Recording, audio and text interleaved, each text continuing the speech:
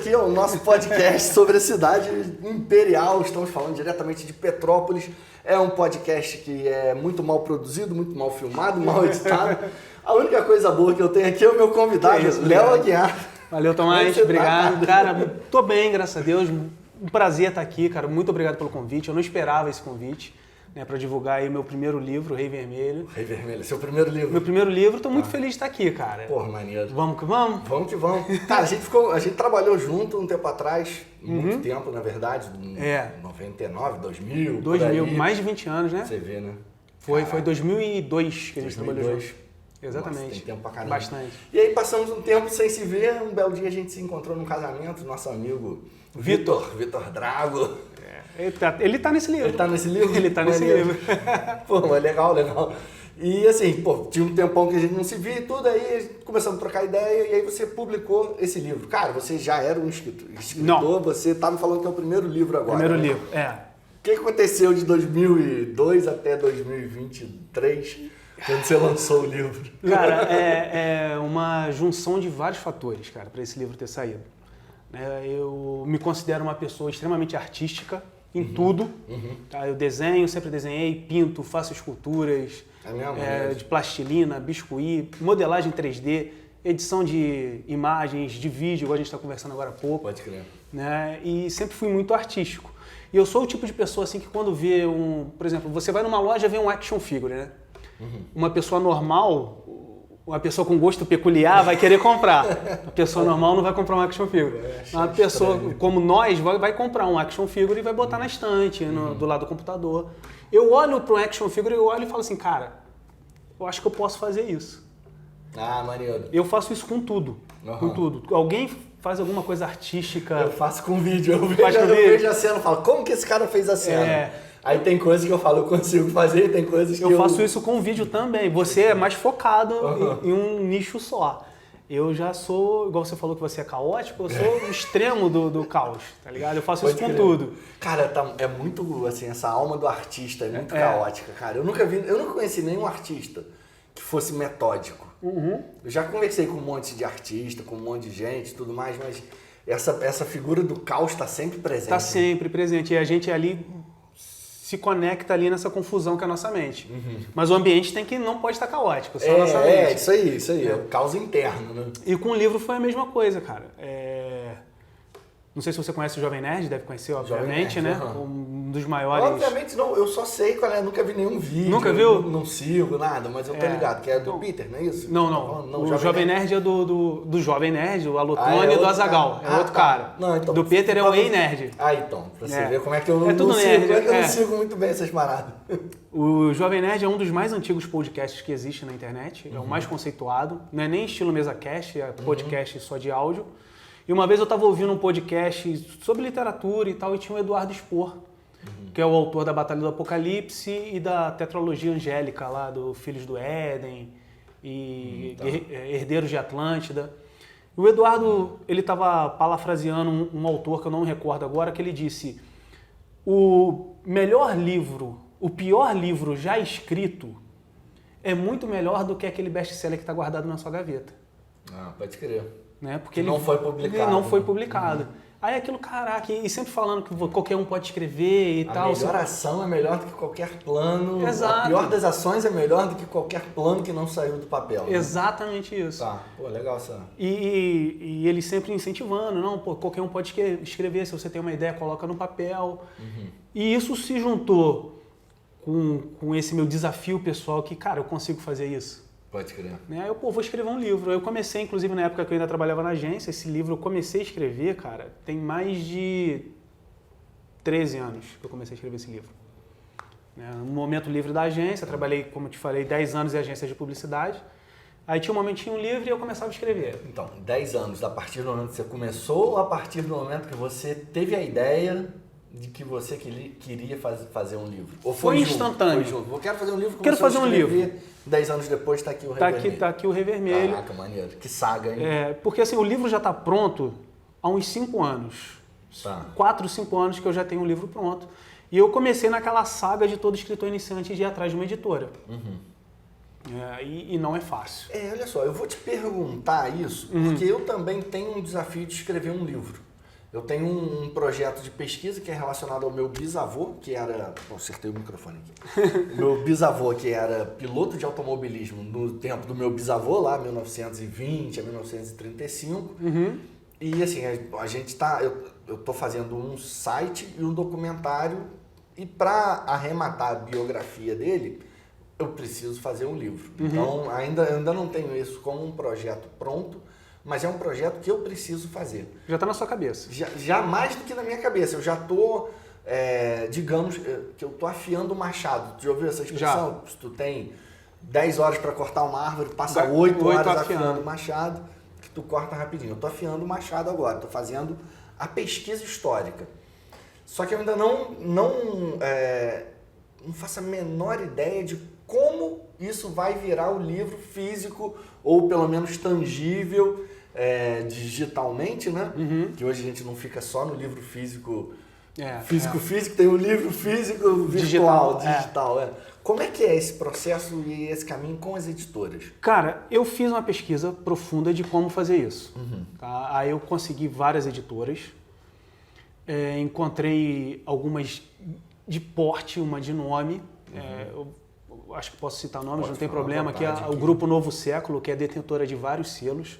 Legal. E tem vários autores famosíssimos dentro dele, como o André Bianco, por exemplo, que é um escritor famosíssimo brasileiro. Eu entrei em contato com várias editoras, tive respostas de algumas. Mas, para um escritor iniciante, é 50% a 50% o custo do livro. Tá.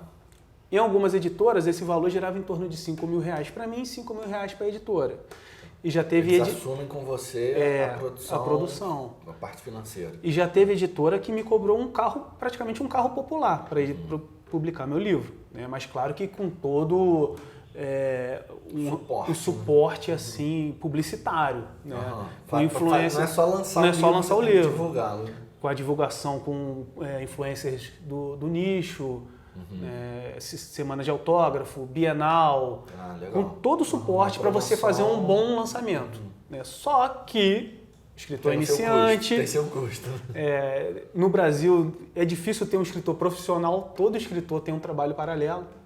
Né? Aí eu não podia... Esses dias eu estava vendo um filme que eu já tinha lido o livro, que é o Budapeste, do Chico Buarque. E aí, sobre um escritor, o livro, né? E aí ele fala exatamente isso, que o cara tem uma dificuldade de viver de escritor. É difícil. Ele faz um monte de outros trabalhos, escreve livro para outras pessoas, né? O ghostwriter, né? Isso é o mercado. E ele mesmo quase não recebe o reconhecimento das obras dele. Né? Depois eu vou te falar de receber alguma coisa em relação ao livro. Mas enfim, aí eu fui por esse lado de editoras convencionais tentando publicar. Não tinha o aporte financeiro para fazer isso. Tá. Né? E se eu fizesse esse aporte financeiro, ia me prejudicar em outras áreas. Então eu comecei concurso literário. Comecei a mandar para concurso literário. Alguns que eu me enquadrava, eu consegui mandar e tal. E depois de um tempo eu desencanei. Já tem uns 2 anos assim, 1 ano e meio, 2 anos, que desde o final da pandemia, eu desencanei e deixei o livro lá. Uma hora, se tiver que acontecer, vai acontecer. Aí eu vi um anúncio de um concurso literário da Amazon.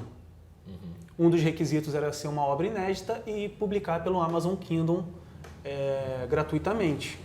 Aí lá, cara, já estou aqui, não consegui publicar o livro, vou disponibilizar ele gratuito, já está pronto. Está na sua gaveta. Está na minha gaveta, vou botar ele lá gratuitamente. Se alguém ler e gostar, eu já estou feliz.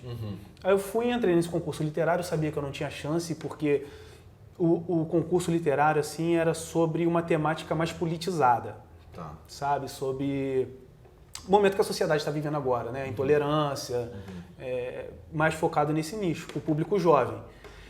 Só que meu livro, por uma brecha do concurso, ele se enquadrava lá, nesse concurso. Que os personagens tinham que ter até 25 anos e tal, tinha que ser um romance. Tinha alguma coisa ali. Aí eu fui, se encaixa e fui. Por que eu fui? Porque os 5 primeiros teriam uma reunião com executivos da Amazon. Legal. E, consequentemente, da Prime. E se tratando de um romance high fantasy, medieval, fantasia, cara, vai que eu tenho uma reunião com a galera da Prime e vira uma série. Né? Aí eu fui, entrei, deixei, e aí comecei a divulgar. Aí chegou até você e hoje eu tô aqui. E assim foi, autopublicação, 100% autopublicação. Entrei, fiz toda... Essa edição aqui é uma edição para revisão, Tá. Inclusive, se eu ficar famoso um dia, isso aqui vai virar um artigo de colecionador. Porque tem erros de digitação, tem erros enfim, tem alguns erros de digitação e de parágrafos, assim, de títulos, que eu fui alterando depois. Entendi. Mas... Então, essa peça é a única. Essa é a única. Em massa, hoje é digital. Hoje está lá digitalmente. Você tem a venda do livro físico também? Tem a venda do digital, que era um requisito que tivesse só o digital. O final do resultado do concurso foi agora dia 1º de abril. Aí eu poderia disponibilizar as cópias físicas lá. Então eu já liberei as cópias físicas. Se você entrar na Amazon e procurar Rei Vermelho, você vai achar a capa comum. E na Amazon americana tem a capa dura, que infelizmente não vem para cá. Tá. Eu estou em processo de tentar traduzir o livro para publicar lá na Amazon americana mesmo, sabe? Porque aí eu creio que o retorno vai ser melhor. Porque lá fica muito barato o livro. Por questões de... Tudo fora do Brasil é mais barato, né? Aparentemente. Por questões de publicação e royalties, o livro, quando saiu na pré-venda, estava R$ 44,90. Hoje ele está custando R$ 80,10 lá na Amazon. Então eu sei que não é um preço acessível, né? Ainda mais para um escritor iniciante. Aí eu quero publicar ele lá fora, para começar a ter um retorno e conseguir baratear ainda mais. Inclusive, editoras, né? É uma autopublicação. Se você se interessa por um escritor iniciante apaixonado por high fantasy, pode entrar em contato. Já tem uma obra feita. Já tem uma obra feita. Para continuidade. Cara, olha só. Tem. Eu falei do final, não li o livro, mas é claro que a gente deixa sempre um gancho para continuidade. Eu queria entender um pouco mais sobre o livro. Do que se trata o Rei Vermelho? Então vamos... Ele está falando do rei da Rússia lá, do exército comunista, um chinês. Quem é o Rei Vermelho? Primeiro vamos tirar logo esse fantasma do gancho que você falou aí. O livro tem começo, meio e fim. É um livro amarradinho. Todo amarradinho. Todo personagem ali tem o seu propósito. Tem o seu propósito, você conhece ele ali inicialmente e tem o seu desfecho. Tá.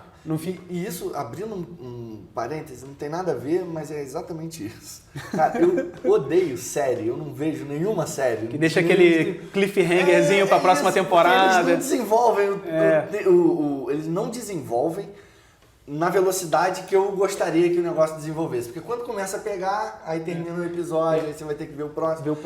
Aí assim, existe uma margem de chateação entre um e outro.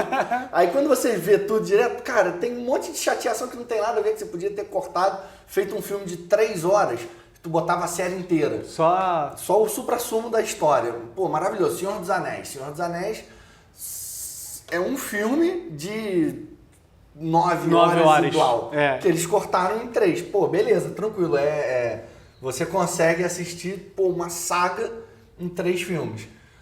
Você conseguiria fazer 2 temporadas, 10 temporadas de Senhor dos Anéis e não terminaria a saga. O filme do Senhor dos Anéis a gente ainda entendia essa divisão, né, dos 3 filmes. E apesar de continuar a jornada, ele foi bem amarradinho. Começo, volta pro final. Foi tudo bem amarradinho ali para deixar aquela expectativa, mas não deixava raiva. Isso aí. Porque eu sinto raiva vendo série. Por isso que eu já logo pensei, conforme você falou do Prime, virar série, então tem um gancho para ter continuidade. O livro dá para virar uma série em si. Né, dá para desenvolver muito mais os personagens numa série, porque você pode se aprofundar mais. E o gancho que está no livro, vamos supor assim, vamos fazer um paralelo com uma novela, com a série. Né? Você vai contar uma história de uma pessoa num determinado ponto. Sobre um ponto Breaking Bad, conhece Breaking Bad? Conheço, nunca vi. Breaking Bad tem a história ali do... Tem um monte de gente que me odeia porque eu nunca vi Breaking Bad. Uma das melhores séries que eu já vi. Breaking Bad tem a história ali do Walter White e tem o advogado dele, Saul Goodman. Aí conta aquele período de tempo da vida aquela interseção dos dois ali naquela história. Só que o Saul é um personagem muito interessante. Aqui que eles fizeram uma série do Saul Goodman. Sobre ele. Né? Um spin-off lá, um prequel. Sobre como é que ele chegou naquela malcaratice. Como é que ele chegou até aquele momento, virar aquela pessoa que ele era lá. E a gente tem um personagem no livro, que é o meu personagem, é o Catan. Catan. Que no final do livro, assim, cara, você fica com a pulga atrás da orelha, cara. Como é que esse cara tá aí? Qual é o passado desse cara? Por que ele está Por que ele é, sabe? Porque ele é só um ferreiro, mas ele esbanja uma sabedoria e um conhecimento enorme. E, sabe, tem um background ali que eu vou explorar no próximo livro. Maneiro. Tá? E por que meu personagem? Porque esse livro é baseado no meu grupo de RPG. Tu jogava RPG? Jogava RPG na minha... Não acredito. Vida... Assim, vida início... passada, vida passada. Cara, porque, olha só... Quando eu comecei minha vida adulta, eu já era um jovem adulto. Tá. Mas Qual idade que você jogava, assim, cara? Comecei a jogar com 19 mesmo. Tá. Aí eu joguei dos 19 até semana passada. Brincadeira. Brincadeira. Não, porque, cara, eu joguei muito RPG. Dos 12 até os 18 anos. E, pô, em determinado momento a gente tinha um grupo lá, fechado. A gente até jogava com outros grupos e tal, mas nunca é a mesma coisa. Nunca é a mesma coisa. Então, pô, a gente tinha lá o nosso grupo. Cara, e o tanto de história mirabolante que a gente já viveu, que o RPG era isso, era um monte de adolescente que não tinha nada pra fazer em casa. E aí ali, conforme a gente ia na imaginação, conversando sobre os cenários, os lugares e mudando... Não era o Tomás que estava ali, era outra pessoa. Outro personagem. Era outro personagem. Sua persona então, ali mas dentro as do jogo. Exatamente. Conforme todo mundo no grupo respeitava a persona dos outros, virava a personalidade daquele cara. Então a gente, pô, viveu aquelas experiências ali de uma forma surreal, não era real, era, né, fora da realidade. Mas, cara, eram experiências que a gente viveu.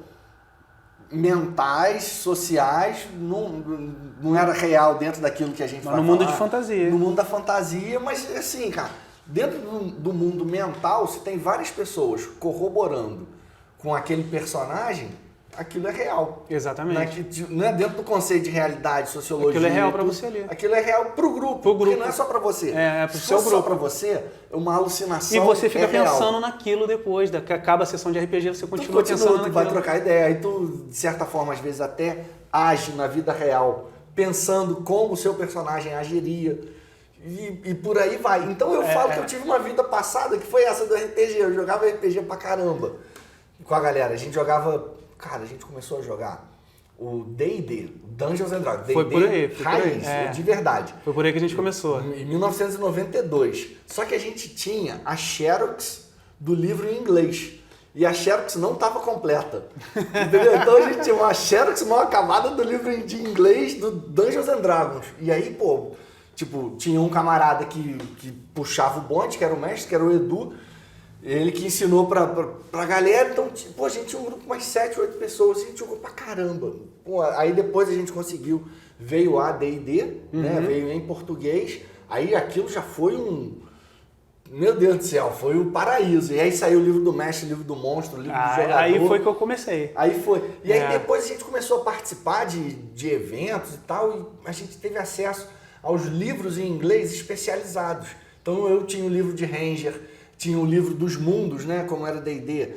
Eu tinha o Dragonlance, não sei se tá ligado, tem os mundos, né? Dragonlance, aí o Edu tinha o Forgotten Realms, e o Márcio tinha o Ravenloft. Então cada um mestrava numa parada. Num mundo diferente. Num mundo diferente. Teve até uma campanha que o Márcio começou a puxar de Dragonlance e a gente caiu em Ravenloft, entendeu? Porque na história real...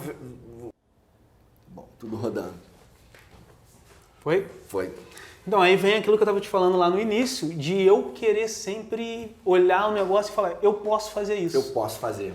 Tá. Entendeu? Aí, pô, eu vi os livros de RPG, esse negócio da Xerox também. Pô, o Brasil não tinha acesso a material de RPG. A internet não existia do jeito que a gente conhece, não tinha nada, a gente... Cara, tinha... É cria da Xerox mesmo. A gente passou, assim... A gente tinha muita vontade de jogar. Porque o que a gente fazia, cara... Pô, a gente ia numas feiras no Rio. Eu não cheguei a tanto. Cara, assim... Na verdade, eu teria que juntar os caras pra gente fazer um revival. Que eu já era um jovem adulto e tal, já namorava minha esposa. Flávia, um beijo pra você. Te amo, meu amor. Uma meta linda.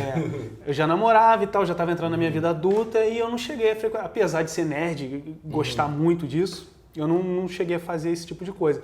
Mas tinha um mestre, Marcelo Zé, hoje está em Portugal, um dos maiores incentivadores desse livro aí. Muito desse livro saiu por sua causa, Marcelo. Já te falei isso, então aqui agora mundialmente reconhecido. O mestre, ele era um mestre absurdo, Marcelo. Rico em detalhes, rico em história. E eu com aquela minha mania de querer fazer tudo, eu olhava, cara, eu acho que eu posso fazer isso que o Marcelo tá fazendo. Aí eu começava a escrever e tal, comecei a ser mestre, comecei a escrever histórias. Tá. E essas histórias, cara, foram ficando no meu... Lá no fundo da minha cabeça, cara. Sua, vira uma memória sua. E você disse lá, cada jogador tinha sua persona e tal. O meu grupo não era tão evoluído. Porque todos os personagens do meu grupo se comportavam exatamente como eles. Não, cara, a gente tinha os caras que não tinha nada a ver uma coisa. Depois, assim, a gente acaba vendo que é óbvio que a personalidade própria passa pro seu personagem. Mas tentava. A gente tinha coisas que não tinha nada a ver. A gente tentava, Tomás. A gente tentava interpretar. A gente, eu sou um bárbaro e tal. Aí no final o bárbaro, tava agindo como o personagem dele agia em outro. E isso, cara, foi bacana pro livro porque eu peguei a personalidade de cada jogador do meu grupo e fiz 5 personagens distintos com a personalidade de cada um deles durante o jogo. O Vixter, que é o antagonista do livro. Não que é baseado num grande amigo meu, o Vitor, do casamento. O Drago, tá? O Vitor Drago.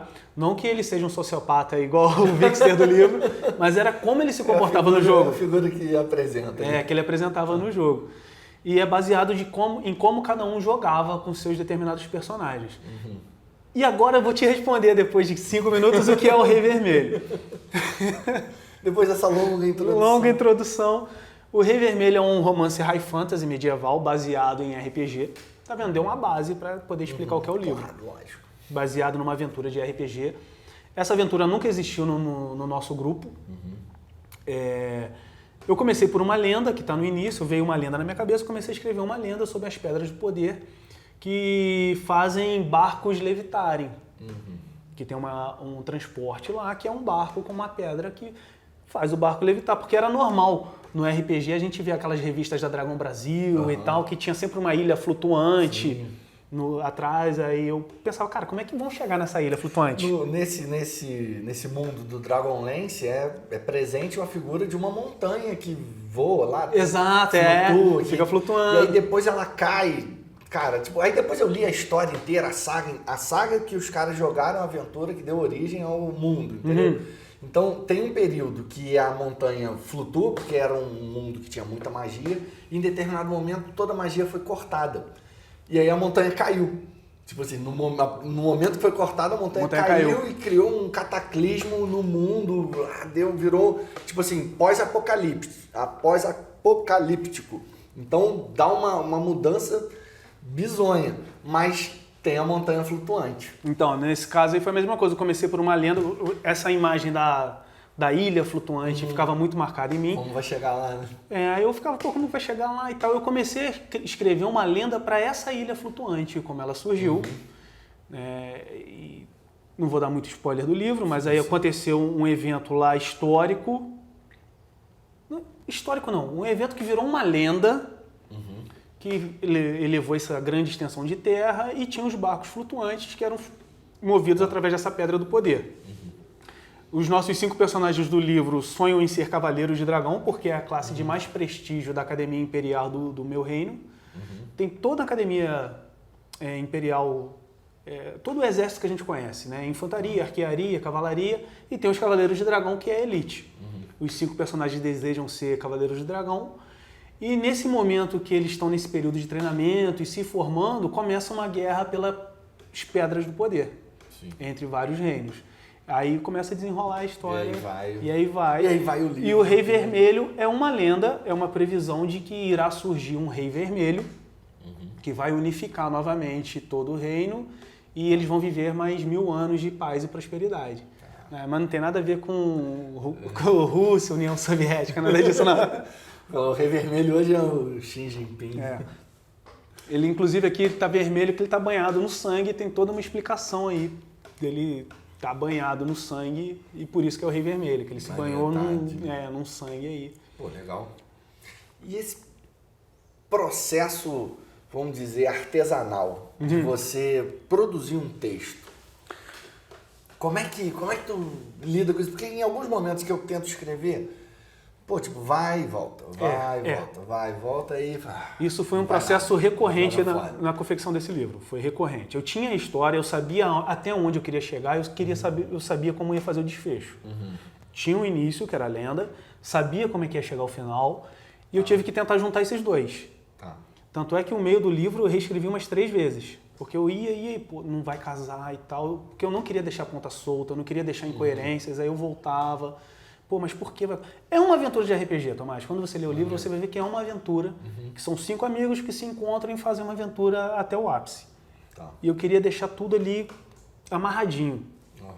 Qual foi o processo? Vários cadernos, várias anotações, post-it no computador, com nome de personagem, ligação com outro personagem, número de membros do exército, números de quilômetros que eles andaram, que eles voaram, a distância percorrida a pé, a distância percorrida a dragão.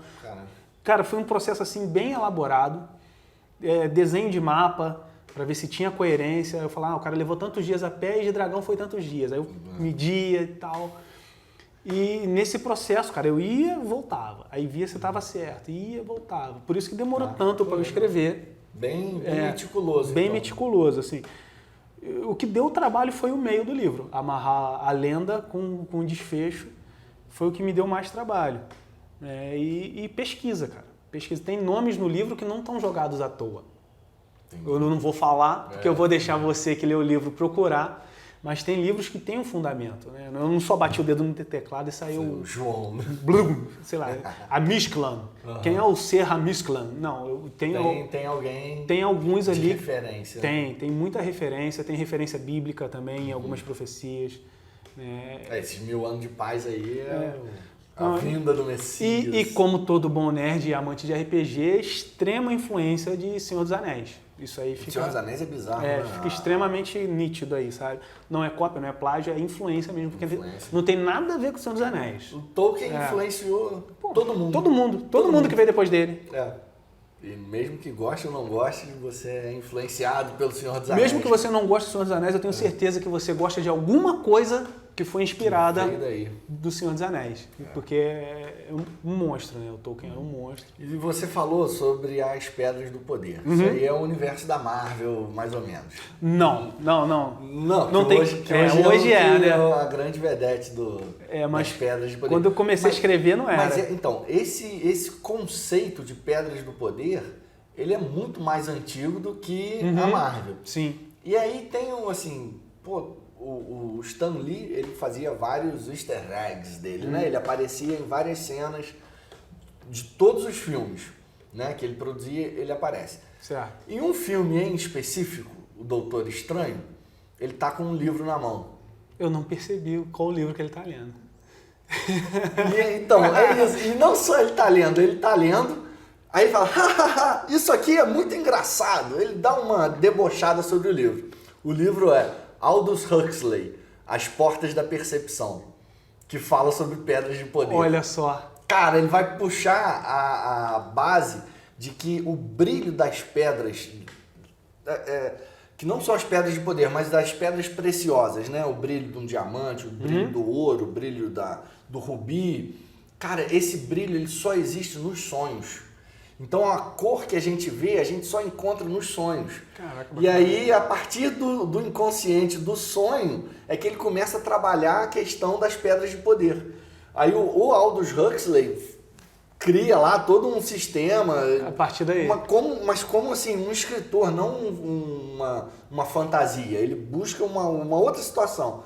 E aí eu entendi que o Stan Lee, com certeza aquele livro era o livro de cabeceira dele. Influenciou alguma coisa. Influenciou ele. Com certeza. Esse mesmo livro, né, com essa descrição, As Portas do Conhecimento, que gerou o The Doors. O Jim Morrison leu e falou, The Doors são as portas da percepção, né? Então, cara, duas culturas que não tem nada a ver, o The Doors e o universo Marvel... Tem a mesma origem. Tem a mesma origem e que não é uma coisa que o cara criou, entendeu? Ele... pelo livro, ele não cria essa mitologia. Ele só descreve um negócio que já existe dentro do inconsciente coletivo. Caraca, absurdo, maneiríssimo. É de explodir a cabeça, cara. É de explodir a cabeça. E tem umas paradas de filme que eu acabo pescando. Eu gosto muito de ver filme, eu acho legal e tudo. Então, Pô, beleza, não foi da primeira vez. Eu acho que não foi da primeira vez que eu vi esse filme do Doutor Estranho, mas quando eu vi da segunda vez, que eu falei, ué, o cara tá lendo esse livro. Eu já conhecia o livro, nunca tinha lido. Aí baixei e li e falei, pô, é por isso. Aí ele explica no livro, assim, você consegue entender toda a saga do Senhor dos Anéis. Do Senhor dos Anéis, não. Das Pedras de Poder, do Vingadores, do Thanos e tudo mais. Cara, essa parte da mitologia, eu acho que ela é, pô, muito presente. E quem joga RPG é muito ligado com isso, né? Com certeza. Inclusive tem a mitologia, não explorei a mitologia do livro. Tem a presença de alguns deuses. Inclusive uma deusa, a Maika, é a responsável pelas Pedras do Poder. Tá. Vou dar um spoilerzinho de leve, assim. Só o pessoal sentiu o gosto da... A Maika é a mãe da humanidade na minha mitologia. Ela criou os humanos e tal, e como a gente sabe, os humanos sempre dão ruim. Sempre estraga, dá defeito. Que eles estão. Os humanos dão defeito. Aí Maika foi e se retirou e entrou num sono profundo dentro de uma cúpula de cristal imensa. E depois que ela entrou nesse sono profundo, a humanidade veio degradando cada vez mais. Um mago, um gnomo mago, Rimon Tarantos, Arthur Rosenberg, que tinha dentro do nosso grupo tinha um camarada que era o gnomo mago. A gente tem mas ele é só a parte da lenda, não tem outras raças além das humanas dentro da história. O gnomo foi lá, mago, tentar acordar a Maika, e nesse processo de magia e tentar acordar a mãe de todas as criaturas, aquela cúpula de cristal explodiu. Foi uma explosão colossal que desprendeu uma imensa faixa de terra que fez ela flutuar. Tá. Né, que seria... Essa montanha... A cúpula de cristal seria a primeira pedra do poder. Tá. Né? E criou o mar interno, que é a parte do meu mapa, e ali em volta várias minas dessas pedras do poder que tinham essa propriedade de levitação. Né? Então tem a mitologia da Maika, tem os outros deuses, tem um deus que aparece recorrentemente aí, mas tem alguns ganchos que você tem que se ligar nos ganchos do livro.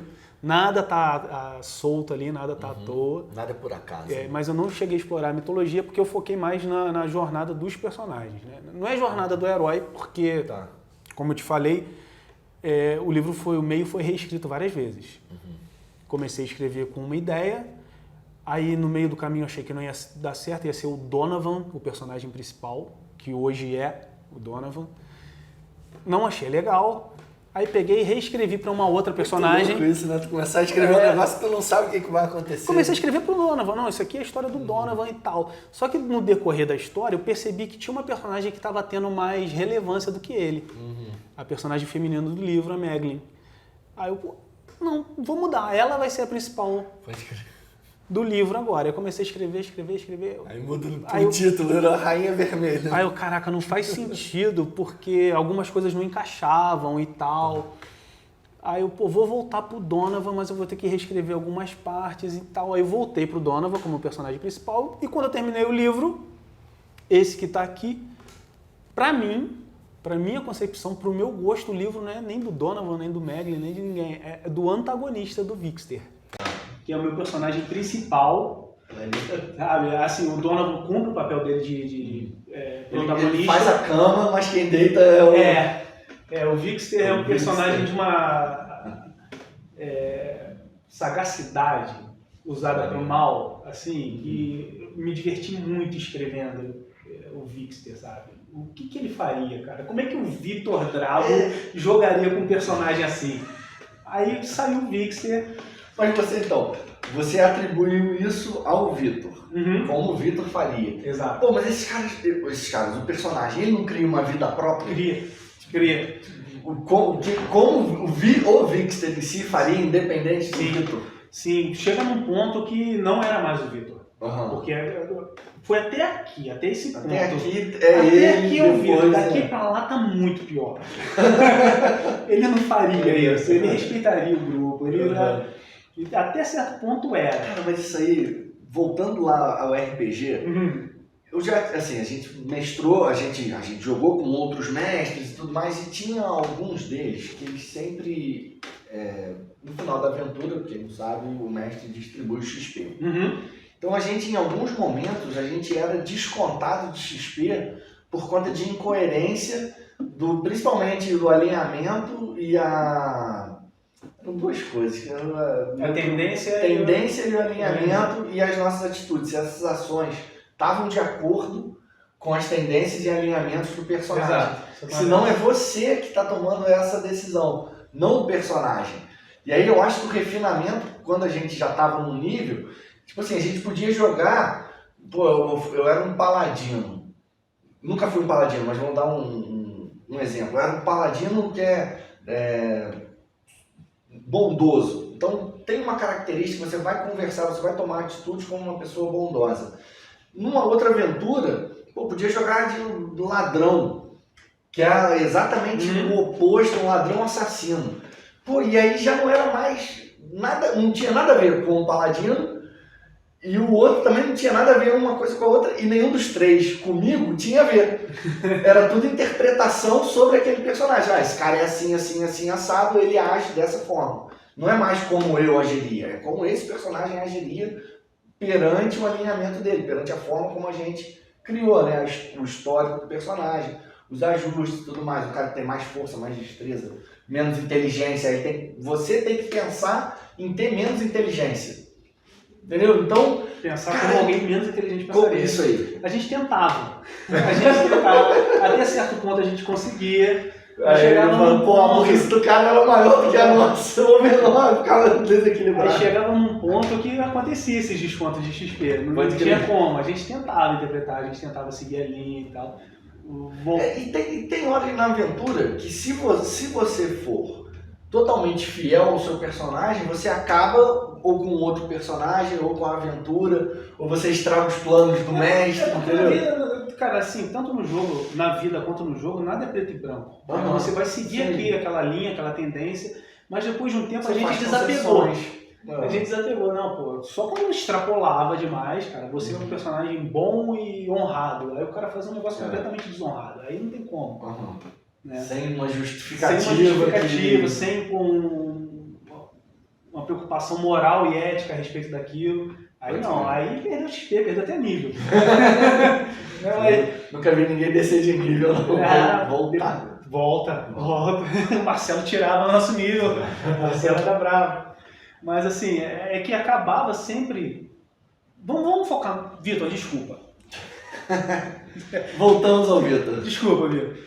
Todo personagem... Quando a gente começou a jogar RPG, a gente não tinha livro nenhum. Os nossos personagens eram estilo Dragon Ball. Tá. Você é um guerreiro. Você tá vendo um inimigo ali. O que você vai fazer? Vou sair correndo, vou sumir, vou aparecer atrás dele segurando a espada e vou ter cortado ele em dois. Era assim. Você dava a descrição e... acabou, sabe? E o mestre acatava ou jogava dado? Jogava dado e tá lá. A gente não tinha livro de regra, a gente não sabia a mecânica e tal. Tá. E o Vitor tinha sempre a tendência de querer um personagem assim, ó. Humano, meio orc, meio elfo, ladino, guerreiro, meio dragão. Caraca. Ele queria multiclasses e tal, sempre queria voar. Queria ser overpower sempre. Sair da caixa, né? Exatamente. Aí eu peguei essa característica de querer sempre mais e coloquei no personagem. Porque ele não estava contente do jeito que estava. Ele queria mais, ele queria poder, ele queria ser reconhecido. Por isso que é o meu personagem principal, né? De todos, assim, é o que eu considero que tem mais personalidade, que apesar de ser o antagonista do livro, para mim é o que tem mais carisma, né? de todo o romance. E como eu falei, né? Cada personagem é um. O Vixter é o Vitor. Vou homenageá-los aqui. Daniel é o Donovan. Aí temos o Daniel da Margarete, que é o W. E o Maurício, que é a Meglin. E tô esquecendo de quem? Donovan, W, Vixter, Meglin. E o Olek, que é o nosso querido Eric, que é o nosso bárbaro. Eu só jogava com bárbaro. Toda aventura eu jogava com bárbaro. Aí eu peguei os nossos 5 personagens e coloquei aí. O meu era o Catan, que é o conselheiro, assim, sabe? Não tem participação efetiva no livro até o final. Aí no final ele... No final ele dá o toque. No final ele dá o toque especial dele. Maneiro. Eu jogava muito de Elfo Ranger. Cara, eu era o Legolas. Nunca gostei de elfo. Na maior parte das aventuras, Cara, tipo, depois que a gente comprou o livro de elfo, então, caraca, o livro tinha todos os detalhes, tinha tudo. Livro em inglês. Todos os detalhes. Eu falei, caraca, a gente construía os personagens e tudo. E aí depois, vendo... Eu nunca li O Senhor dos Anéis. Até então, 1992 até 98, sabia do Senhor dos Anéis, sabia que tinha sido a origem do Caverna do Dragão, que foi o D&D, que era uma aventura de RPG. Então, eu entendia completamente que todo RPG vinha do Senhor dos Anéis, mas eu nunca tinha lido o Senhor dos Anéis. E aí, quando eu vi o filme, falei, cara, era o mesmo personagem que eu fazia, era o Legolas. Com a diferença que eu era um elfo com uma pele mais esverdeada. Não era um cara branco e louro, igual o Orlando Bloom. Eu sou uma incoerência, cara. Eu sou uma incoerência pessoa, porque eu adoro personagens que atiram com arco, só que eu não gosto de elfos. Tá. Os principais arqueiros. Aí eu fazia no D&D Halfling, né? Que seriam os hobbits do Senhor dos Anéis. Aí eu fazia os Halflings arqueiros e tal. O Hobbit, cara, ele é um Kender do Dragonlance. Do Dragonlance. Ele não é tipo... Goblin não, o que você acabou de falar? Halfling. Um Halfling. Ele não é um Halfling, ele é um Kender. Quando eu li depois e vi, pô, não tem nada a ver, né? A gente discutindo o sexo dos anjos, entendeu? Mas a origem do Kender, cara, é muito... E eu já joguei de Kender, entendeu? Que é um menininho, né? Pequenininho. É um Hobbit, entendeu? O Hobbit, ele é um Kender. Mas isso por causa dos direitos, né? Que não foram liberados. Não sei, cara. Não sei. A família do Tolkien, os filhos, os netos, não sei, não liberaram os direitos dos Hobbits porque é a principal obra dele. Tá. O Senhor dos Anéis veio... Tolkien escreveu o Hobbit pro filho dele, pro neto dele. Era um livro infantil. Conseguiu vender para uma editora, aí o cara, quero mais hobbits e tal. Aí veio o Senhor dos Anéis depois. Tá. E por ser o principal personagem do Tolkien, a família não liberou os direitos para as outras obras. Aí por isso que no D&D é Halfling, né, em outros sistemas é outro nome. E tem essa variação também de características físicas. Então deveria ser todos os hobbits. Todos inspirados no Tolkien. Muito do Tolkien é inspirado na mitologia nórdica também. Muito dele ali veio do Beowulf. Então tu vê que uma coisa vem puxando outra. Eu não consegui ver esse filme. O Beowulf, porque é uma animação, né? E aí eu comecei a ver. Tem vale a pena. Não, vale a pena. Visualmente, assim, não me... Vale a pena pela história, assim, é bacana. Mas tá datado demais, né? Tá. Mas assim, as mitologias nórdicas influenciaram o Tolkien, que influenciou o resto do mundo em todas as obras. Tanto é que se fosse assim por direito de usar o nome, não teria elfos, orcs, goblins... São tudo nomes de copyright. Que veio lá da mitologia nórdica, entendeu? O que o Tolkien criou foi o Hobbit. Ah, tá. Então é o contrário. O Hobbit é uma marca patenteada, vamos dizer assim, do Tolkien. Tá. As outras criaturas míticas veio lá de trás. Por isso que a gente usa todas no RPG. Tá. E eu não vai usar o Hobbit por conta de direito. E eu não uso nenhuma no livro. Tá. Pelo menos por enquanto. Para não infligir nenhum direito. Não, para não infligir direitos, ou o universo que passa o seu livro não tem esse tipo de... Não é nem por direitos e tal, não. Assim, eu quis fazer alguma coisa assim que seja... a pessoa consiga se identificar mais. Porque é um livro de fantasia, é um livro que tem dragão, mas não é um livro que tem diversas raças, que eu teria que desenvolver as raças, desenvolver talvez uma linguagem. Eu não tenho nem capacidade para isso ainda, espero um dia ter. Então eu foquei muito no ser humano ali e no que o ser humano tem inerente nele, que é a ambição. Todo mundo tem ambição, alguns em maior grau, outros em menor grau, e aqui eles extrapolam. Tanto os reinos que querem a busca pela Pedra do Poder, quanto alguns dos personagens do livro. E assim, já ia dar um spoiler. Ia dar um spoiler. Já falou bastante, já ativou a curiosidade das pessoas para poder ler este livro. E assim vai, cara. E curiosidade, cara, falar aqui, aproveitar a oportunidade, eu sou fruto do ensino público. Eu sou fruto do ensino público que não tem acesso a livros. Voltando lá no iniciozinho que eu falei do Eduardo Spohr, que me motivou no podcast a escrever esse livro. É onde eu quero chegar. Porque um garoto de 11, 12 anos é obrigado a ler nas escolas Senhora, Memórias de um Sargento de Milícia, Memórias Póstumas de Brás Cubas. Pô, cara, mas esses livros são bons pra caramba. São bons pra caramba pra gente que é adulto. Não, mas cara, é difícil. O livro bom em si. O livro é bom em si. Aí se você pegar e ler o livro, Sim, você gosta. Mas você pega um garoto de 11 anos, 10 anos que nunca leu nada. E entregar uma dá um calhamaço desse tamanho pra ele ler, pra escrever um resumo. Aprazível, né? Não é legal. No RPG, cara, é só improviso. Sim. A gente falava, é o jogo do improviso. Depois, tempos depois, quando começou a ter um pouco do stand-up, ter aquelas, tipo quinta categoria, não sei se tu lembra, que passava na MTV com o Paulinho Serra, e aí depois tinham outros grupos de comédia que aí, tinha o jogo do improviso, e aí tu puxa uma frase, a partir dessa frase você improvisa uma cena e tudo mais. Cara, a gente fazia muito isso no RPG. Tipo assim, sei lá, o cara puxou um dragão, entendeu? Aí, do nada aparece um dragão. Escrever basicamente é isso, cara. Então, tem lugar pro improviso na escrita ou você já vai planejando e conforme o caminho deu errado, você volta lá no ponto lá atrás e segue um outro caminho, ou você improvisou para chegar aonde você queria, né? Que você já tinha um desfecho. Eu já tinha um desfecho. O Stephen King fala que escrever, cara, o escritor é igual um arqueólogo. Ele começa ali a escavar, a tirar areia e não sabe qual vai ser o resultado final. O que importa é aquele processo. Pode crer. Né? No meu caso, esse processo / Stephen King, quem sou eu, foi no meio. Boa referência. Foi no meio do livro. Ali eu improvisei demais, porque como uma aventura de RPG, você tem que fazer com que o seu grupo de aventureiros se importem uns com os outros e que eles cheguem até o final junto. Era aquilo que eu estava falando, que dependendo do seu alinhamento, você acaba com Acaba desviando. Então eu tive que improvisar muito e reescrever muitas partes para que saísse conforme eu queria, sabe? Que eu chegasse naquele desfecho. Né? Mas você pode fazer de várias formas. Né? Outro dia eu estava vendo um vídeo sobre como foi feito De Volta para o Futuro. Eles tinham vários pontos, assim, eles anotavam, tinha uma parede preta como essa, eles botavam um post-it. Marty McFly vai se apaixonar vai beijar a mãe. Ele vai cair da árvore no lugar do pai dele. Eles só botavam os pontos de interesse e depois eles amarravam aquilo ali. Né? Então não tinha muito espaço para improviso, porque eles sabiam todos os pontos de interesse. E já tem outras obras que são 100% improviso, cara. Vai onde a imaginação vai, deixa.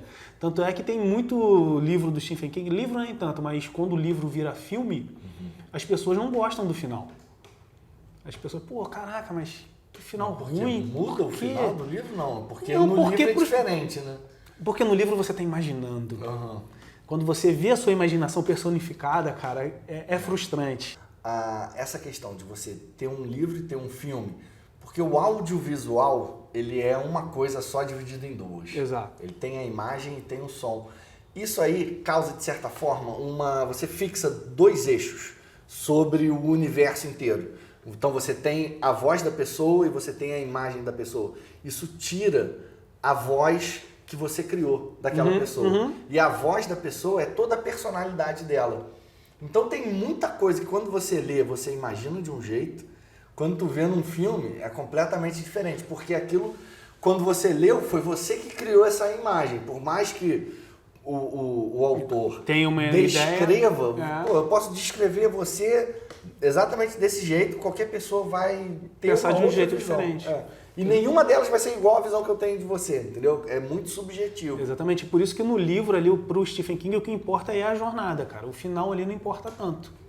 Aí, quando menos importante. É o menos importante. O que acontece Conta comigo, provavelmente você já deve ter visto esse filme, clássico da Sessão da Tarde, dos anos 80.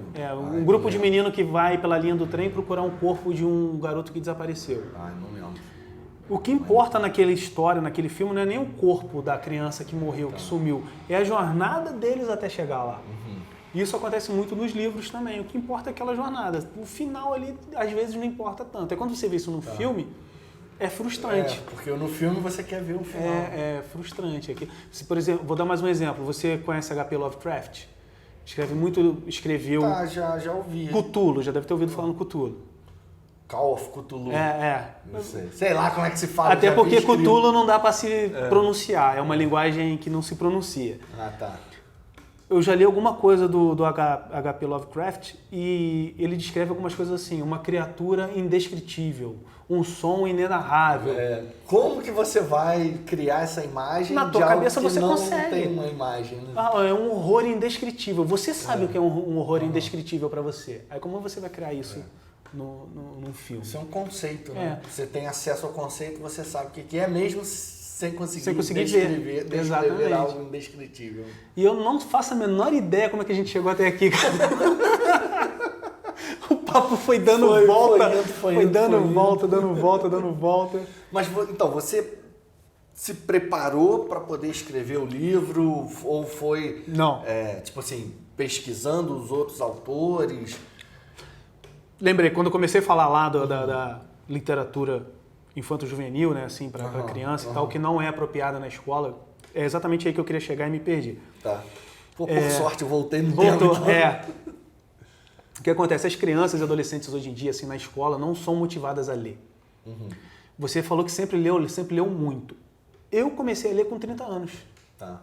Porque eu tive esse primeiro contato na escola que me repeliu da literatura. Eu não queria ler. Pô, pra mim a literatura é uma coisa chata, pô, ficar lá vendo livro lá, palavras que eu não entendia, porque palavras do século XIX... Tudo. Aí eu, caraca...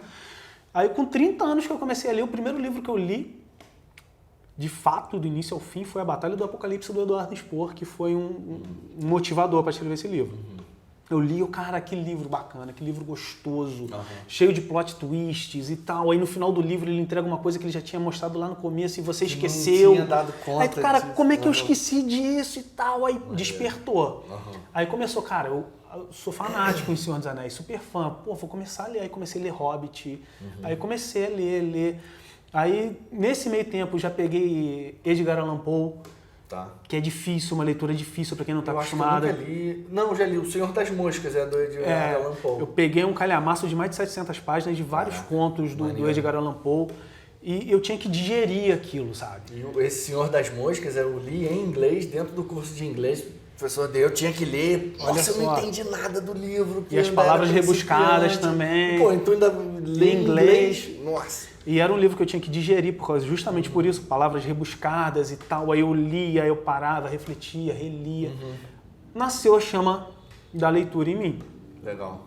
Aí veio o podcast que me incentivou e não me preparei, cara. O meu TDAH é assim... O meu TDAH também? Meu hiperfoco é direcionado àquilo que me interessa naquele momento. É o único superpoder do TDAH. A única coisa boa. A única coisa boa. Aí, naquele momento, eu me interessei. Cara, eu não tinha um histórico literário, eu tinha lido pouquíssimo, mas eu posso fazer isso, cara. Aí eu peguei e comecei a fazer, eu não tinha pesquisado nada.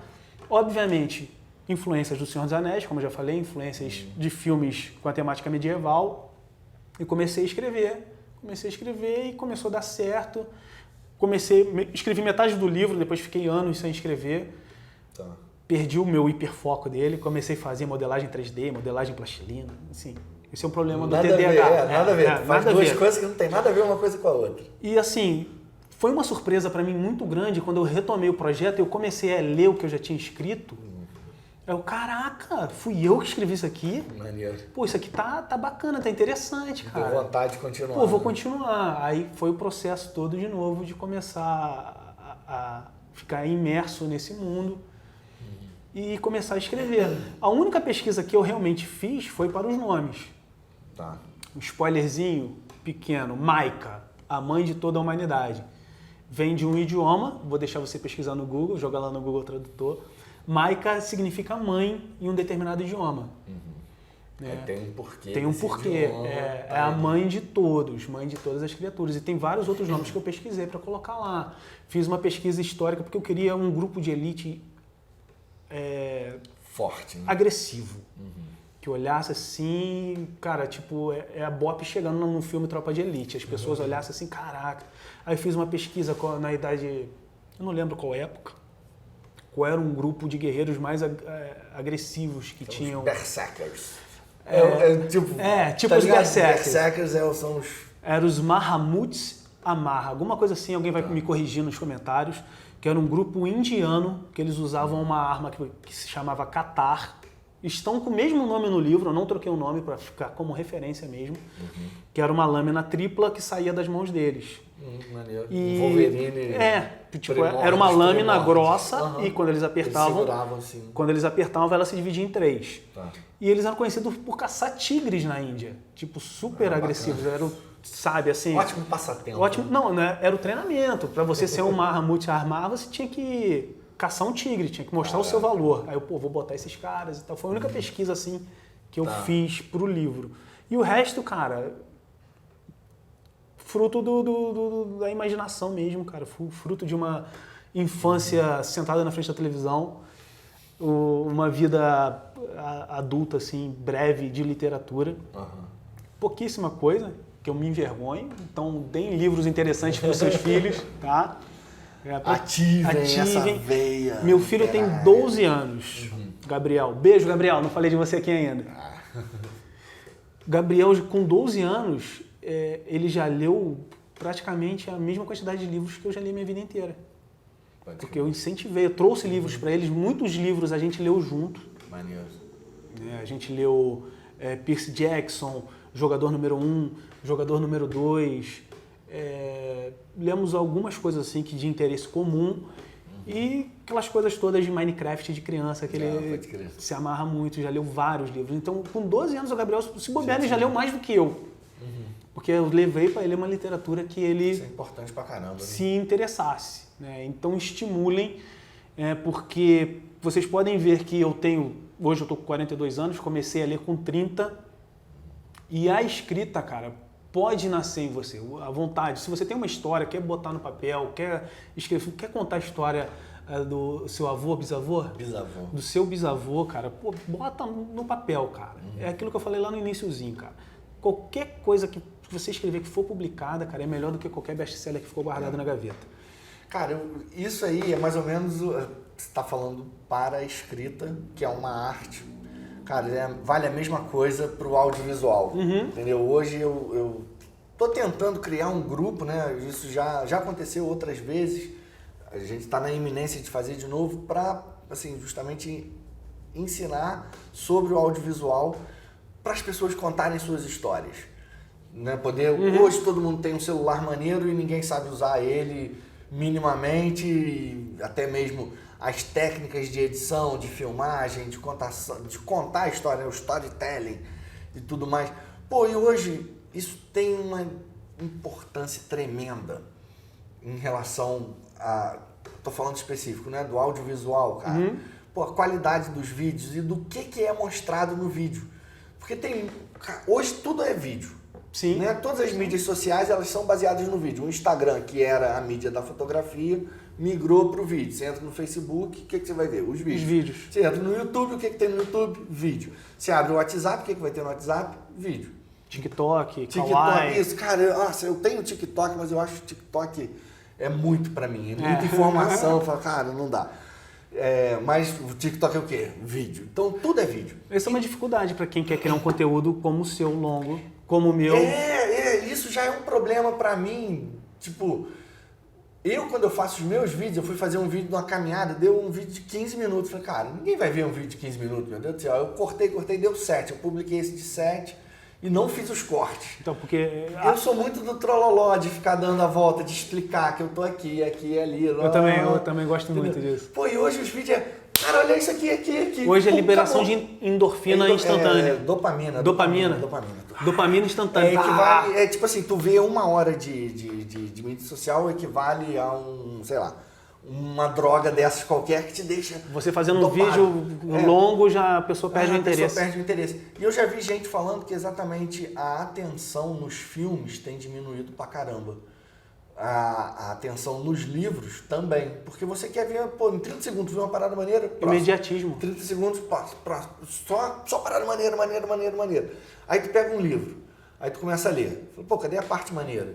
Não, cara, a parte maneira tá lá longe. Ele tá construindo o caminho pra chegar lá. Quando chegar lá é maneiro pra caramba. É maneiro, legal, mas cadê? Quando é que chega? E aí não chega, tu ansiedade, perde o interesse. Imediatismo. Isso, é ruim, porque não é... Você não consegue contar uma história. Até assim, beleza, eu gosto muito de ser... tipo Advogado do Diabo e tudo mais. Pô, eu fiz um documentário sobre o Teatro Santa Cecília. Cara, pô, o pessoal me contratou, a gente produziu lá, tudo lá, fizemos documentário, tem 40 e tantos minutos.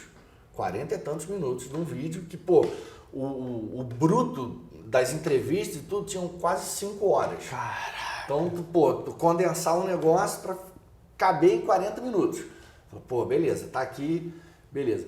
Aí foi uma amiga minha, uma conhecida, né, que ela tem um canal no Instagram sobre a memória de Petrópolis. Pô, em 1 minuto ela contou a mesma história do Teatro Santa Cecília, entendeu? E, pô, ficou ótimo, ok, beleza. Ela tirou, né, uma pancada de detalhe, mas o principal, você viu o vídeo de 1 minuto, beleza, você já sabe que, pô, foi o Paulo Carneiro, que leva o nome da praça em frente ao Teatro Santa Cecília, que veio de Pernambuco, que criou ali, ele era... Pum, rapidinho, imediatamente, em 1 minuto você sabe a história do negócio inteiro. Eu demorei no meu documentário tem 40 minutos. Como eu te falei, acho que a gente não estava gravando ainda, eu trabalhei 10 anos em agência publicitária. Não sei se está gravando agora.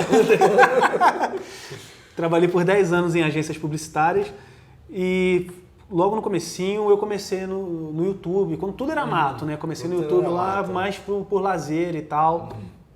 Não tinha interesse, nem tinha esse negócio de ser youtuber e ganhar dinheiro com o YouTube, não existia isso. Ali eu comecei a criar alguns vídeos, hoje eu tenho um canal com meu filho que a gente faz alguns gameplays, é o Mistura Nerd, Mistura Nerd TV.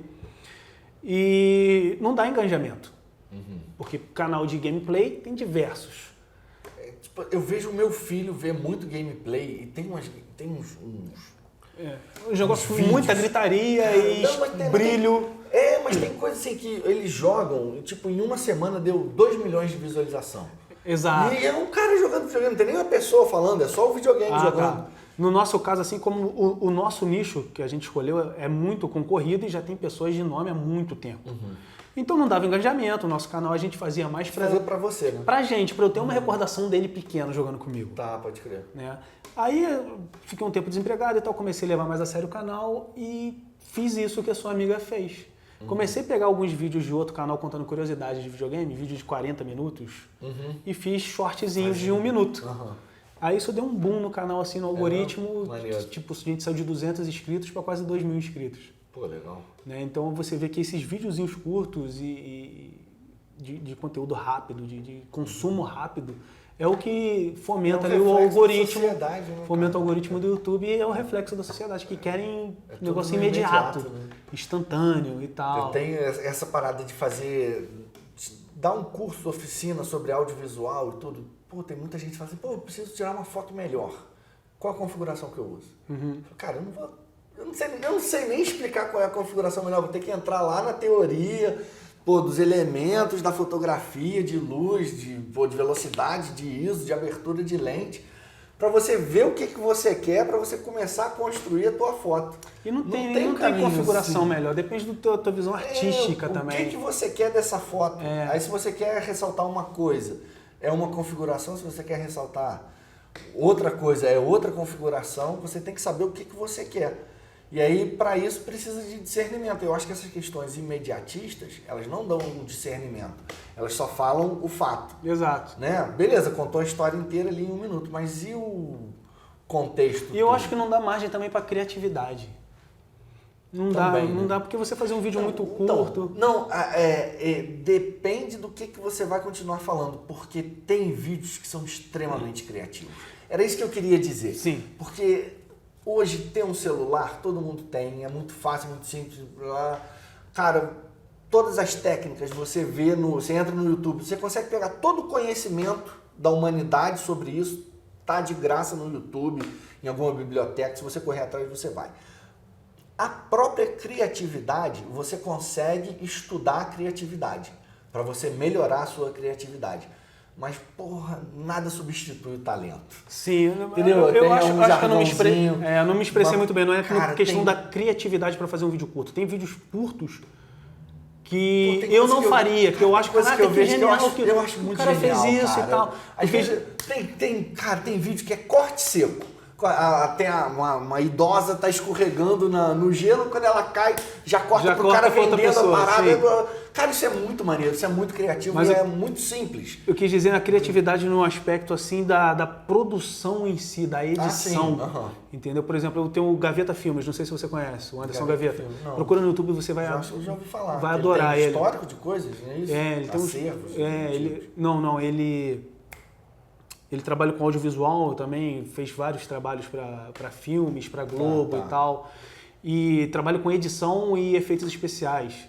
Pô, maneiro. E você pega um canal dele assim, rico em efeito, rico em criatividade, não chama tanta atenção quanto um canalzinho curto, que às vezes é engraçado, foi um corte seco que o cara fez. O que eu quis dizer de criatividade é isso. Entendi, da produção do negócio. Que você tem tempo para trabalhar aquilo, você tem tempo para botar um efeito. Você trabalha com audiovisual, não sei se você edita vídeos também. Sim. Às vezes eu vou fazer uns vídeos lá com meu filho lá, às vezes eu gasto 2 dias para fazer um negocinho que vai aparecer 30 segundos na tela. Aquele negocinho que ninguém nem dá valor. E isso você não tem o prazer de fazer isso no vídeo curto. Tem um trabalho artesanal ali, entre aspas, que você quando vê o vídeo com aquele efeito... Uma vez eu fiz que trabalho que me deu pra fazer isso, ficou legal. Ficou legal pra caramba, mas ninguém percebe. Ninguém percebe. Será que é ego? Mas tem muito isso de você... Pô, você curtir o processo daquilo que você tá fazendo. Eu curto o processo. É isso. Eu curto o processo. Esse aí é um problema do meu hiperfoco. Né? Eu curto o processo, eu curto a jornada. Né? Fazendo um gancho lá com o Stephen King. O importante é a jornada. Tudo que eu faço é a jornada. Por exemplo, modelagem 3D. Eu olhei e falei, posso mais uma vez. Né? O TDAH pitando lá o ponteirinho. Tem impressora 3D? Não, só queria no programa. Modelar mesmo, sabe? Abre o ZBrush, ele vai te dar uma esfera e você vai modelando. Quero aprender a fazer isso, cara. É um negócio incrível, cara. Pô, posso fazer várias artes e tal. Tem toda uma história por trás disso, mas não vou me alongar muito. Mas eu resolvi fazer modelagem 3D. Em 15 dias eu estava fazendo modelagem 3D, né? Um processo que demora algum tempo, né? Uma pessoa... Chegar no ponto de fazer um objeto, né? E eu fiz obras complicadas na modelagem 3D e tal. A partir do momento que eu me provei capaz de fazer aquilo, perdi o interesse. Perde o interesse. Meu foco vai para outra coisa. Consegui, vou fazer outra coisa. Né? Por isso que eu venci esse desafio. Exatamente. Sou capaz, consegui, me provei. Não é nem questão de me provar, fazer. Fiz porque eu achei legal, agora eu sei fazer.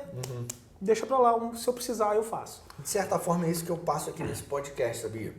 Eu tenho um monte de vontades. Eu tinha vontade de ter esse podcast, então...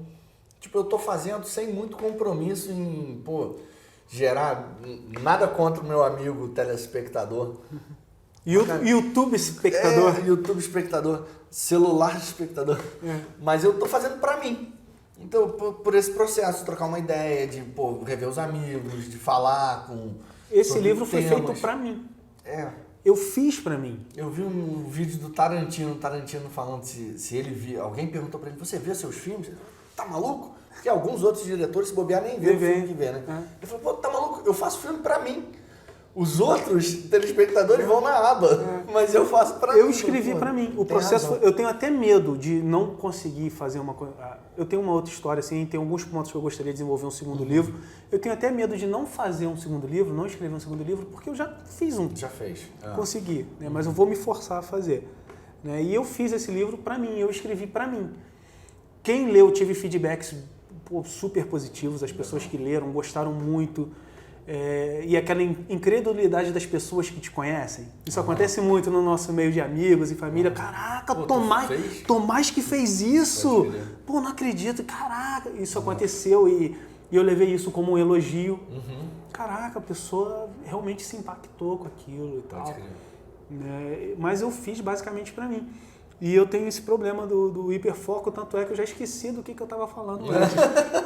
Do processo, né? Você curtiu o processo. Que eu curti o processo de fazer esse livro, cara. Foi todo um processo de escrita ali que demorou muito tempo, que eu estava curtindo. Botava uma trilha no YouTube, uma trilha de filmes e tal.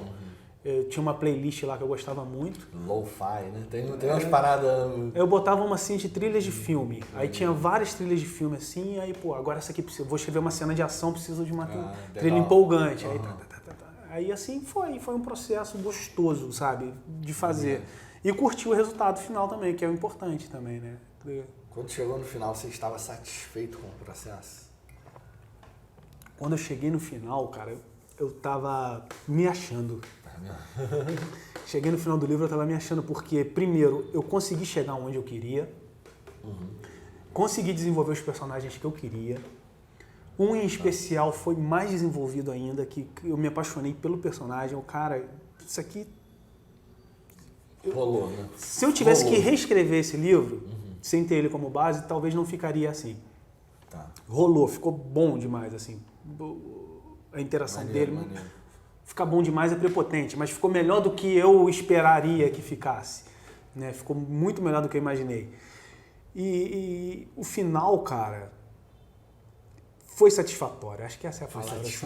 Foi, sabe, prazeroso. Quando aconteceu, foi uma catarse, assim, pra mim. Consegui, terminei, então, isso. Último ponto final, cara, que você deu no computador, e aí? Alívio. Quando eu falei, acabou, fim, alívio, é isso? Será que foi? Foi alívio. Maneiro. Final de uma saga de mais de 10 anos, assim, sabe? Desde a primeira linha. A sensação de alívio, de dever cumprido, de satisfação. Aí depois começou a luta aí para publicar, né? Próximo desafio, né? Próximo desafio. O mais difícil do que escrever. Imagino. É publicar. É a parte do negócio, né? Igual esse documentário que a gente fez lá do Santa Cecília, foi... Assim, eu já fiz outras coisas de audiovisual, o pessoal vai falar, já participei de festivais de cinema, mas assim, dentro de um documentário mesmo, da forma como foi feito, foi a minha primeira experiência, assim, cara, eu achei muito maneiro.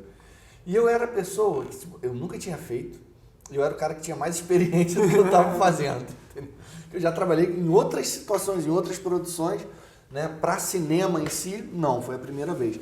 Cara, foi muito maneiro. E aí agora eu quero fazer de novo. Né? Mas na literatura, que tipo de custo é envolvido em escrever um livro? Porque aparentemente parece uma coisa gratuita, né? Fazer um livro, Escrever não demanda muita coisa, cara. Você precisa de, hoje em dia, obviamente, um computador, né? Mas se quiser escrever na mão, a única coisa que demanda é a tua criatividade e teu tempo. Porque você tem que realmente... por que demorou tanto meu livro para sair? Porque você tem que ter disciplina, isso é uma coisa que eu não tenho. Você falou que tem vários interesses e eu também. Isso é de acordo com a nossa condição. A gente tem vários interesses ao mesmo tempo. De acordo com o nosso transtorno. Nosso transtorno. Eu tive que me obrigar a sentar a bunda na cadeira e escrever pelo menos uma página por dia. Tá. Aí, às vezes... essa disciplina. Tem que ter essa disciplina. Essa questão do processo. Do processo. Agora, você tinha esse compromisso de fazer uma página por dia? Depois da metade do livro, sim, quando eu retomei o processo. Tá. Mas custo efetivo para escrever não tem nenhum. Custo tu vai ter depois para conseguir publicar, né? Ou fazer uma autopublicação, que foi o meu caso. Né? Não sei se a gente estava gravando, provavelmente não também. Que você falou, mas o que você ganha em escrever no livro? Você estava falando assim de ganhar pessoalmente, né? Não estava falando na questão financeiramente. Eu entendi isso. Só que, para exemplificar, eu gostei tanto do processo, escrevi o livro para mim, para você ter uma ideia, eu não estou ganhando R$1 com esse livro na Amazon. É só pelo fato de escrever, de passar pelo processo. Então, eu não gastei nada para escrever o livro. E não estou ganhando nada para vender o livro. É um baita negócio. Entendeu?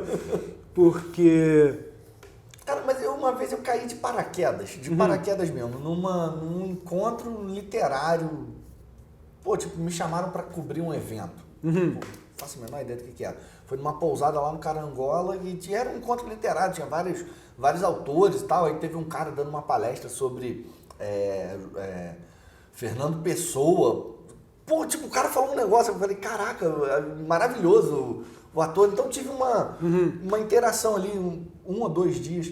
E aí teve um ponto que eu tava falando sobre essa questão de você ler muito no celular. Né? Eu, no caso, eu lia muito. Eu não pagava pelo livro. Você entra lá no site, você baixa a cópia grátis. né? A maioria das pessoas fazem... Tem gente que compra. Não, mas o mais. Kindle é gratuito. Se você entrar lá no Não, Kindle, o livro vai estar disponibilizado grátis. Nesse aspecto, eu comecei a falar sobre pirataria. Aí um dos caras que falou, não, mas peraí, como assim? O cara pega o livro e muda o nome? Eu falei, não, eu pego o livro sem pagar e faço o download. Não, mas é o livro do jeito que ele veio, ele vai pro download? Eu falei, então não tem problema nenhum. Você está lendo o meu livro? Eu falei, não é a outra pessoa que está assinando, não? Aí eu falei, não é isso. A pirataria que eu tô falando... Que eu não tô pagando. Eu não tô pagando. O cara falou, então não tem o menor problema. O que eu quero é que o livro seja lido. É exatamente o que eu quero. Entendeu? O cara falou isso. Falei, ele, tipo assim, ele como autor, eu não tinha lido o livro dele, né? Mas ele como autor falou, cara, eu não quero ganhar dinheiro com isso. Eu quero que as pessoas leiam. Obviamente, se no futuro dinheiro, eu ficar reconhecido, eu for reconhecido e vier dinheiro junto com isso, obviamente vai ser bem aceito. Né? Mas... Como não é um objetivo não é objetivo, como é uma autopublicação e eu estipulo o valor lá na Amazon, eu que estipulo o valor, então eu botei o mínimo possível para que esse livro pudesse ser vendido e esse mínimo possível não me dá direito a royalties nenhum. Entendi. Entendeu? Tá numa faixa que... Tá na faixa ali que... parceria com a Vera Parceiro. Porque se eles me pagassem não seria viável comercialmente para eles. Tá. Então ali está o custo mínimo que é para eles produzirem e eles ganharem dinheiro, porque eles têm um custo altíssimo para fazer um livro. Altíssimo, né? Da Amazon isso aqui deve custar 50 centavos. Sim. Altíssimo em relação ao valor do livro. Ao valor agregado do livro. Vamos supor, o livro, sei lá, um livro de R$100, eles devem gastar 80 para fazer, 90. Não gasto muito. Não Gasta muito mesmo. Então, R$10 um livro. R$10 por aí. Enfim. É porque eles fazem... É um processo. O livro é uma coisa, é um produto que dentro da produção dele você precisa ter um mínimo muito grande para ele ser viável. Só que hoje eles conseguem... É por demanda. Isso aí. Só que não é por demanda. Então, quando o cara imprime um livro, ele não está imprimindo um livro desse. Ele está na máquina, está imprimindo uns 100 livros de uma forma automática e em massa que eles conseguem ter um custo muito baixo. Por isso que eles conseguem produzir um livro... Podia me dar um dinheirinho aí, Amazon. Ou para aqui, Amazon. Então, já que é muito barato, né? O Jeff Bezos é que tá ganhando em cima do seu trabalho. Levando foguete lá pro turismo espacial e eu não ganhando nada. Mas enfim, é mais um exemplo de que foi pelo processo. Foi pelo processo. Eu não estou ganhando absolutamente nada com o livro. Estou até estudando alguns meios de conseguir vender de uma maneira mais barata esse livro e de repente ganhar algum retorno. Mas nesse primeiro momento... Foi pelo jornada, pelo prazer e por escrever. Maneiro. Léo, a gente tá chegando no final dessa jornada aqui, no final do nosso processo, senão a gente fica falando aqui horas e horas e horas. E vai fácil. E vai, né? Cara, tem alguma consideração final, alguma frase motivacional? O nosso amigo tá pensando em escrever um livro. Se você tem um livro na cabeça, cara, o que eu posso te dizer que possa te motivar coloca a sua ideia no papel, tá? Por mais que alguém não te incentive, por mais que alguém deboche da sua ideia, coloca no papel que sempre vai ter alguém que vai gostar, que vai se interessar e é muito gratificante. Né? Como eu disse várias vezes aqui, qualquer livro, pior que seja, que foi publicado, é muito melhor do que aquela obra-prima que está guardada na sua gaveta. Então, como dizem, bota a cara no sol aí, meu irmão, senta a bundinha no computador, escreve seu livro, que vale muito a pena. E leiam. Comecem a ler, procurem assuntos que te interessam e começa a ler, cara. Aos pouquinhos, uma página por dia, daqui a pouco tá lendo um capítulo e assim vai. Que só bons leitores podem se tornar escritores. Né? Eu tô longe dos dois, mas estou em processo, porque tudo é pelo processo. Né? Pô, legal, Léo. Show? Obrigado pela presença. Eu que agradeço. Posso deixar o arroba? Pode deixar o arroba. Já entrou no crédito, mas divulga o que você tem para divulgar. Então, entrou no crédito o arroba pessoal, né, o Léo Aguiar 82, mas também divulgaram o meu canal com meu filho. Né? Se você gosta de gameplay, de pai e filho, o primeiro canal de pai e filho do YouTube mundial, que a gente começou há 8 anos atrás, é o Mistura Nerd TV, a gente faz gameplays lá com uma periodicidade randômica. Então se inscrevam lá. Excelente. Se você gosta de gameplay, se inscreva no nosso canal. Léo Guiar 82, vocês podem entrar em contato direto comigo. Se tiverem interesse em comprar um livro por outras vias que não seja pela Amazon, pode mandar um direct, fique à vontade. E o negócio é que vocês leiam e gostem. Importante, quem lê o livro e quiser ajudar o pobre autor aqui, É só entrar no perfil dele do Scoob. O Scoob, você deve conhecer, uma rede social de leitores para leitores, onde a gente classifica e escreve uma resenha sobre os livros. Então você entra no Scoob, vou deixar o link aqui com o Tomás também, para ele colocar na descrição do vídeo, que lá você escreve uma resenha sobre o livro, mesmo que você não goste, não tenha gostado, vai lá, avalie o livro, isso é muito importante para o crescimento e reconhecimento do livro. Obrigado, pessoal. Léo. Mais uma vez, obrigado pelo espaço. Até a próxima. Até a próxima.